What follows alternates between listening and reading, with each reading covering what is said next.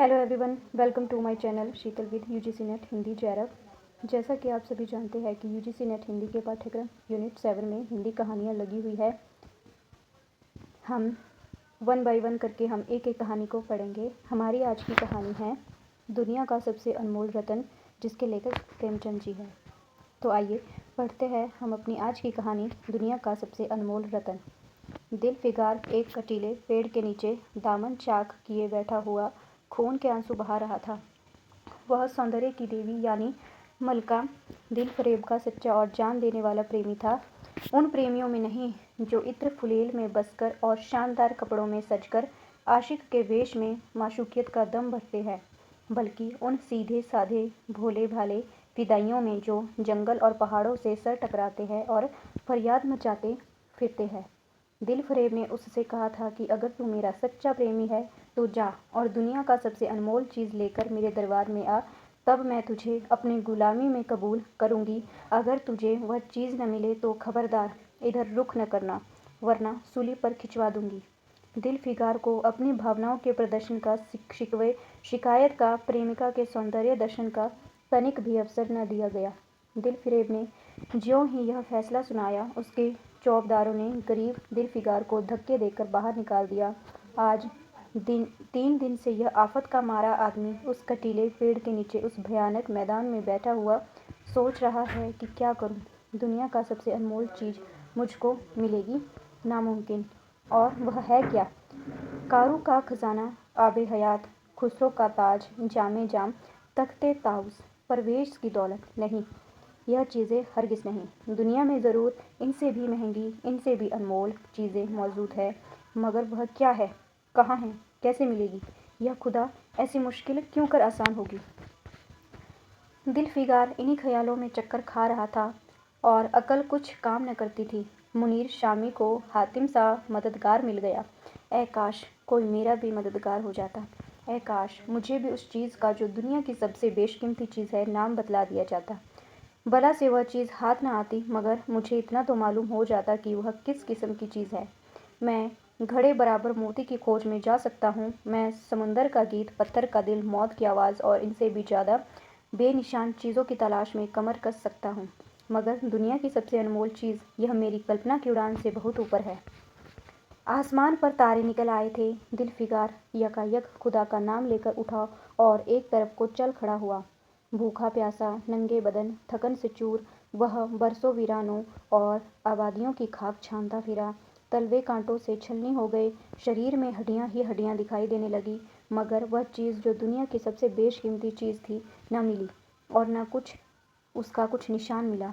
एक रोज़ वह भूलता भटकता एक मैदान में जा निकला, जहाँ हजारों आदमी गोल बांधे खड़े थे। बीच में कई अमामे और चोगे वाले दड़ियल काजी अफसरी शान से बैठे हुए आपस में कुछ सलाह मशवरा कर रहे थे। इस जमात से जरा दूर पर एक सूली खड़ी थी। दिल फिगार कुछ तो कमज़ोरी की वजह से, कुछ यहाँ की कैफियत देखने के इरादे से ठिठक गया। क्या देखता है कि कई लोग नंगी तलवारें लिए एक कैदी को, जिसके हाथ पैर में जंजीरें थी, पकड़े चले आ रहे हैं। सूली के पास पहुंचकर सब सिपाही रुक गए और कैदी की हथकड़ियाँ, बेड़ियाँ सब उतार ली गई।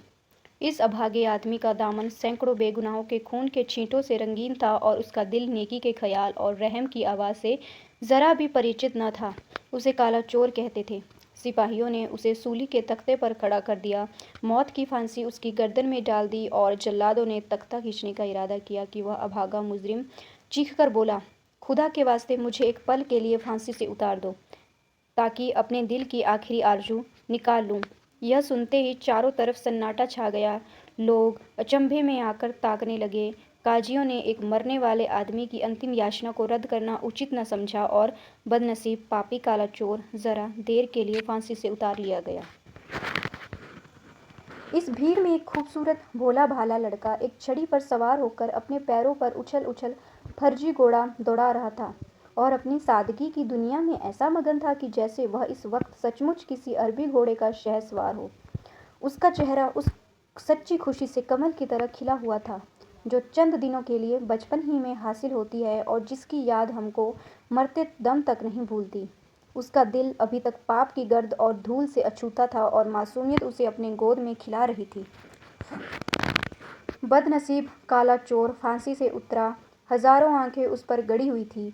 वह उस लड़के के पास आया और उसे गोद में उठाकर प्यार करने लगा। उसे इस वक्त वह ज़माना याद आया जब वह खुद ऐसा ही भोला भाला, ऐसा ही खुश व खुर्रम और दुनिया की गंदगियों से ऐसा ही पाक साफ था। माँ गोदियों में खिलाती थी, बाप बलाएं लेता था और सारा कुनबा जान न्यौछावर करता था।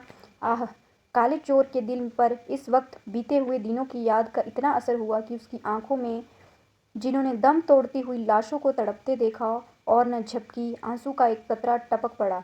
दिलफिगार ने लपक कर उस अनमोल मोती को हाथ में ले लिया और उसके दिल ने कहा, बेशक यह दुनिया का सबसे अनमोल चीज़ है, जिस पर तख्ते ताउस और जामे जाम और आबे हयात और जरे परवेज सब न्यौछावर है।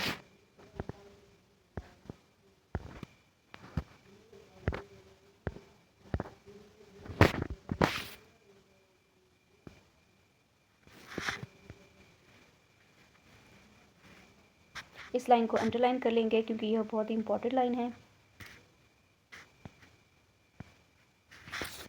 इस ख्याल से खुश होता कामयाबी की उम्मीद में सरमस्त दिलफिगार अपनी माशूका दिलफरेब के शहर मिनोसवाद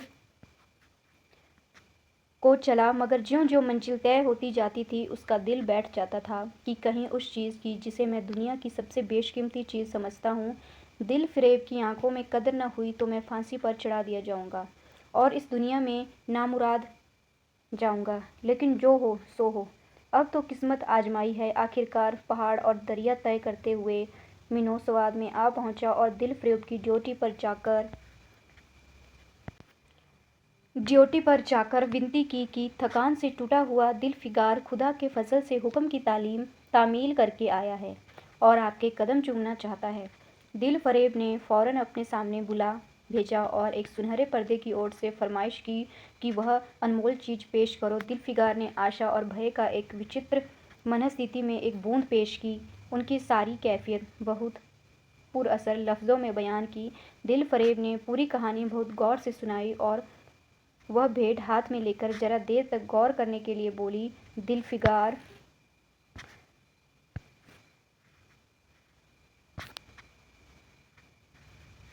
बेशक तूने दुनिया की एक बेशकीमती चीज़ निकाली, तेरी हिम्मत को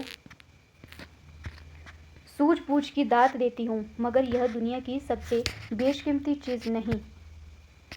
इसलिए तू यहाँ से जा और फिर कोशिश कर, शायद अब कि तेरे हाथ वह मोती लगे और तेरी किस्मत में मेरी गुलामी लिखी हो। जैसा कि मैंने पहले ही बतला दिया था कि तुझे फांसी पर चढ़वा सकती हूँ, मगर मैं तेरी जाबख्शी करती हूँ इसलिए कि तुझमें वह गुण मौजूद है जो मैं अपने प्रेमी में देखना चाहती हूँ और मुझे यकीन है कि तू ज़रूर कभी न कभी कामयाब होगा। नाकाम और नामुराद दिलफिगार इस माशूकाना इनायत से ज़रा दिलेर होकर बोला, ए दिल की रानी, बड़ी मुद्दत के बाद तेरी ड्योटी पर सजदा करना नसीब होता है, फिर खुदा जाने ऐसे दिन कब आएंगे। क्या तू अपने जान देने वाले आशिक के बुरे हाल पर तरस न खाएगी और क्या अपने रूप की एक झलक दिखाकर इस जलते हुए दिलफिगार को आने वाले सख्तियों के झेलने की ताकत न देगी। तेरी एक मस्त निगाह के नशे से चूर होकर मैं वह कर सकता हूँ जो आज तक किसी से न बन पड़ा हो। दिलफरेब आशिक की वह चाव भरी बातें सुनकर गुस्सा हो गई और हुक्म दिया कि इस दीवाने को खड़े खड़े दरबार से निकाल दो। चौबदारों ने फौरन गरीब दिलफिगार को धक्के देकर यार के कूचे से बाहर निकाल दिया। कुछ देर तक तो दिलफिगार अपनी निष्ठुर प्रेमिका की इस कठोरता पर आंसू बहाता रहा और सोचने लगा कि कहाँ जाऊँ। मुद्दतों के रास्ते नापने और जंगलों में भटकने के बाद आंसुओं की यह बूंद मिली थी।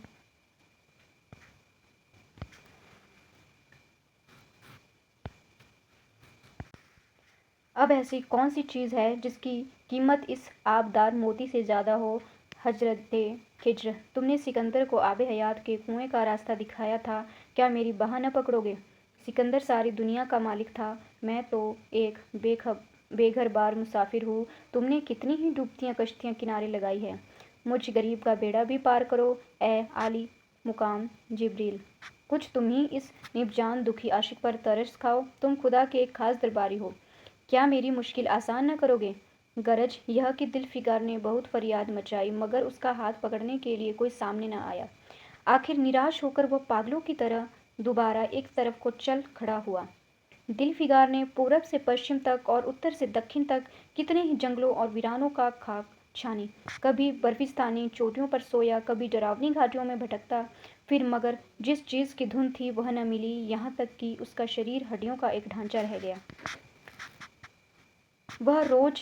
एक रोज वह शाम के वक्त किसी नदी के किनारे खस्ता हाल पड़ा हुआ था। बेखुदी के नशे से चौंका तो क्या देखता है कि चंदन की एक चिता बनी हुई थी। उस पर युवती सुहाग के जोड़े पहने 16 श्रृंगार किए हुए बैठी थी।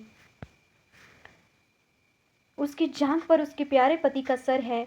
हजारों आदमी गोल बांधे खड़े हैं और फूलों की बरखा कर रहे हैं। यकायक चिता से वे खुद ब खुद एक लपटे उठी सती का चेहरा उस वक्त एक पवित्र भाव से आलोकित हो रहा था। चिता की पवित्र लपटें उसके गले से लिपट गई और दम के दम में वह फूल सा शरीर राख का ढेर हो गया। प्रेमिका ने अपने को प्रेमी से निछावर कर दिया और दो प्रेमियों के सच्चे पवित्र और अमर प्रेम का अंतिम लीला आंख से ओझल हो गई। जब सब लोग अपने घरों को लौटते तो दिलफिगार चुपके से उठा और अपने चाक दामन के कुर्ते में यह राख का ढेर समेट लिया और इस मुट्ठी भर राख को दुनिया का सबसे अनमोल रत्न समझता हुआ सफलता के नशे में चूर यार के कूचे की तरफ चला। और अब ज्यों ही वह अपनी मंजिल के करीब आता था, उसकी हिम्मतें बढ़ती जाती थी। कोई उसके दिल में बैठा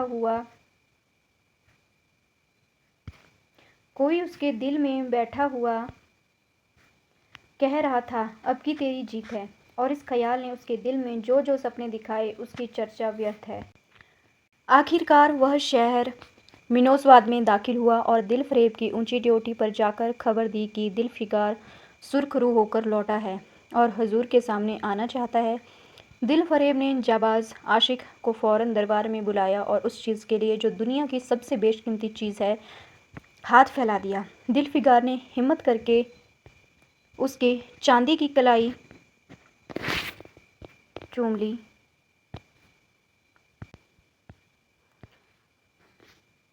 और मुट्ठी भर राख को उसकी हथेली पर रखकर सारी कैफियत दिल को पिघला देने वाली लफ्ज़ों में कह सुनाई और सुंदर प्रेमिका के होठों से अपनी किस्मत का मुबारक फैसला सुनने के लिए इंतज़ार करने लगा।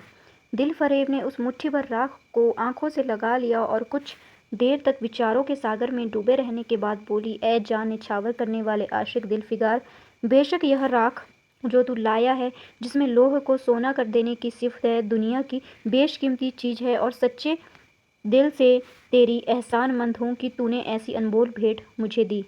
मगर दुनिया में इससे भी ज़्यादा अनमोल कोई चीज़ है। जा उसे तलाश कर और तब मेरे पास आ। मैं तहे दिल से दुआ करती हूँ कि खुदा तुझे कामयाब करे। यह कहकर वह सुनहरे पर्दे से बाहर आई और माशूकाना अदा से अपने रूप का जलवा दिखाकर फिर नज़रों से ओझल हो गई। एक बिजली थी कि कौंधी और फिर बादलों के पर्दे से छिप गई। अभी दिलफिगार के होश हवास ठिकाने पर न आने पाए थे कि चौबदारों ने मुलायमित से उसका हाथ पकड़कर यार के कूचे से उसको निकाल दिया और फिर तीसरी बार वह प्रेम का पुजारी निराशा से अथाह समुंदर में गोता खाने लगा। दिलफिगार का हियाव छूट गया। उसे यकीन हो गया कि मैं दुनिया में इसी तरह नाशाद और नामुराद मर जाने के लिए पैदा किया गया था और अब इसके सिवा और कोई चारा नहीं कि किसी पहाड़ पर चढ़कर नीचे कूद पड़ूं, ताकि माशूक के जुल्मों की फरियाद करने के लिए एक हड्डी भी बाकी न रहे। इस दीवाने की तरह उठा और गिरता पड़ता एक गगनचुंबी पहाड़ की चोटी पर जा पहुंचा। किसी और समय वह ऐसे ऊंचे पहाड़ पर चढ़ने का साहस न कर सकता था, मगर इस वक्त जान देने के जोश में उसे वह पहाड़ एक मामूली टेकरी से ज़्यादा ऊंचा न नज़र आया। करीब था कि वह नीचे कूद पड़े कि हरे हरे कपड़े पहने हुए और हरा अमामा बांधे एक बुजुर्ग एक हाथ में तस्बीह और दूसरे हाथ में लाठी लिए बरामद हुआ और हिम्मत बढ़ाने के स्वर में बोला, दिलफिगार, नादान दिलफिगार, यह क्या बुज़दिलों की जैसी हरकत है। तू मोहब्बत का दावा करता है और तुझे इतनी भी खबर नहीं कि मजबूत इरादा मोहब्बत के रास्ते की पहली मंजिल है। मर्द बन और हिम्मत न हार। पूरब की तरफ एक देश है जिसका नाम है हिंदुस्तान, वहाँ जा और तेरी आरज़ू पूरी होगी। यह कहकर हजरते खिज्र गायब हो गए। दिलफिगार ने शुक्रिया की नमाज अदा की और ताज़ा हौसले, ताज़ा जोश और अलौकिक सहायता का सहारा पाकर खुश खुश पहाड़ से उतरा और हिंदुस्तान की तरफ चल पड़ा।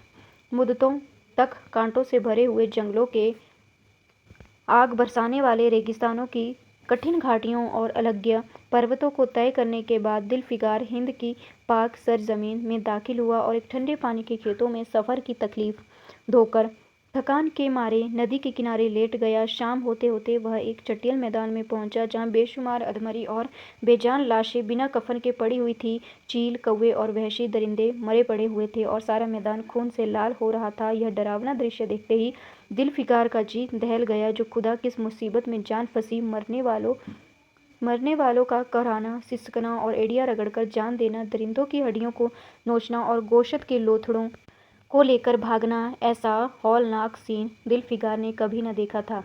यकायक उसे ख्याल आया, यह लड़ाई का मैदान है और यह लाशें सुरमा सिपाहियों की है।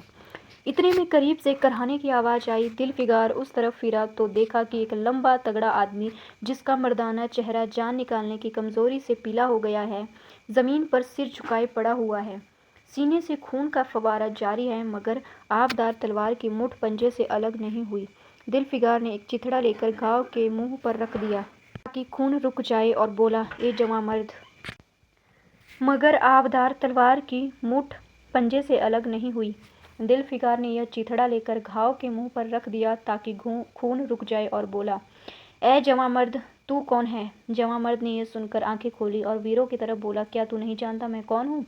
क्या तूने आज इस तलवार की काट नहीं देखी? मैं अपनी माँ का बेटा और भारत का सपूत हूँ। यह कहते कहते उसकी तैयारियों पर बल पड़ गए। पीला चेहरा गुस्से से लाल हो गया और आबदार शमशीर फिर अपना जौहर दिखाने के लिए चमक उठी। दिलफिकार समझ गया कि इस वक्त मुझे दुश्मन समझ रहा है। नरमी से बोला, ए जवां मर्द, मैं तेरा दुश्मन नहीं हूँ, अपने वतन से निकला हुआ एक मुसाफिर हूँ। इधर भूलता भटकता आ निकला। बराए मेहरबानी मुझको यहाँ की कुल कैफियत बयान कर। यह सुनते ही घायल सिपाही बहुत मीठे स्वर में बोला, अगर तू मुसाफिर है तो आ मेरे खून से तर पहलू में बैठ जा, क्योंकि यह 2 अंगुल ज़मीन है जो मेरे पास बाकी रह गई है और जो सिवाय मौत के कोई नहीं छीन सकता। अफसोस है कि तू यहाँ ऐसे वक्त में आया है जब हम तेरा आतिथ्य सत्कार करने के योग्य नहीं। हमारे बाप दादा का देश आज हमारे हाथ से निकल गया और इस वक्त हम बेवतन हैं। मगर पहलू बदलकर हमने हमलावर दुश्मन को बता दिया कि राजपूत अपने देश के लिए कैसी बहादुरी से जान देता है। यह आसपास जो लाशें तू देख रहा है, यह उन लोगों की है जो इस तलवार के घाट उतरे हैं। मुस्कुराकर और गोया कि मैं बेवतन हूँ, मगर गनीमत है कि दुश्मन की ज़मीन पर मर रहा हूँ। सीने के घाव से चिथड़ा निकालकर क्या तूने यह महरम रख दिया? खून निकालने दे, इसे रोकने से क्या फ़ायदा? क्या मैं अपने देश में गुलामी करने के लिए जिंदा रहूँ? नहीं, ऐसी ज़िंदगी से मर जाना अच्छा, इससे अच्छी मौत मुमकिन नहीं। जवां मर्द की आवाज़ मद्धिम हो गई, अंग ढीले पड़ गए, खून इतना ज़्यादा बहा कि खुद ब खुद बंद हो गया। रह रहकर एकाध बूंद टपक पड़ता था। आखिरकार सारा शरीर बेदम हो गया, दिल की हरकत बंद हो गई और आंखें मूंद गई। दिलफिकार ने समझा यह काम तमाम हो गया कि मरने वाले ने धीमे से कहा, भारत माता की जय, और उसके सीने से खून का आखिरी कतरा निकल पड़ा। एक सच्चे देशप्रेमी और देशभक्त ने देशभक्ति का हक अदा किया। दिलफिकार पर इस दृश्य का बहुत असर पड़ा और उसके दिल ने कहा, बेशक दुनिया में खून के इस कतरे से ज़्यादा अनमोल चीज़ कोई नहीं हो सकती। उसने फ़ौरन उस खून की बूंदों को उसके आगे नमन का लाल भी हेज है हाथ में ले लिया और इसे दिलेर राजपूत की बहादुरी पर हैरत करता हुआ अपने वतन की तरफ रवाना हुआ और सख्तियाँ झेलता आखिरकार बहुत दिनों के बाद रूप की रानी मलिका दिलफरेब की ड्यूटी पर जा पहुंचा और पैगाम दिया कि दिलफिकार सुखरूर और कामयाब होकर लौटा है और दरबार में हाजिर होना चाहता है। दिलफरेब ने उसे फ़ौरन हाजिर होने का हुक्म दिया। खुद हस्बे मालूम सुनहरे पर्दे की ओट में बैठी और बोली, दिलफिकार, अब कि तू बहुत दिनों के बाद वापस आया है, ला दुनिया की सबसे बेशकीमती चीज़ कहाँ है? दिलफिकार ने मेहंदी रची हथेलियों को चूमते हुए खून का वह आखिरी कतरा उस पर रख दिया और उसकी पूरी कैफियत पुरजोश लहजे में कह सुनाई। वह खामोश भी न होने पाया था कि यकायक वह सुनहरा पर्दा हट गया और दिलफिकार के सामने हुस्न का एक दरबार सजा हुआ नजर आया, जिसकी एक एक नाज़नीन जुलेखा से बढ़कर थी। दिलफरेब बड़ी शान के साथ सुनहरी मसनद पर सुशोभित हो रही थी। दिलफिकार हुस्न का यह तिलस्म देखकर अचंभे में पड़ गया और चित्र लिखित सा खड़ा रहा कि दिलफरेब मसनद से उठी और कई कदमें आगे बढ़कर उससे लिपट गई। गाने वालियों ने खुशी के गाने शुरू कर दिए। दरबारियों ने दिलफिकार की नज़रें भेंट की और चांद सूरज को बड़ी इज्जत के साथ